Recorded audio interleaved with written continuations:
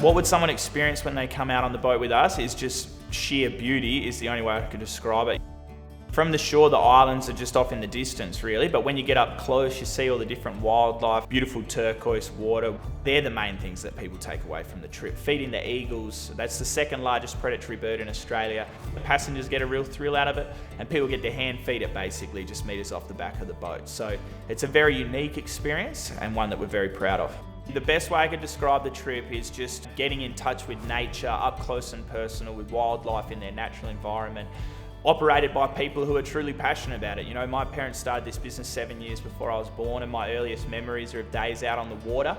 And now I'm so grateful that I get to offer this same experience to people that visit here. People always leave with a smile on their face, and I'm so grateful that my family is one that gets to deliver that to them.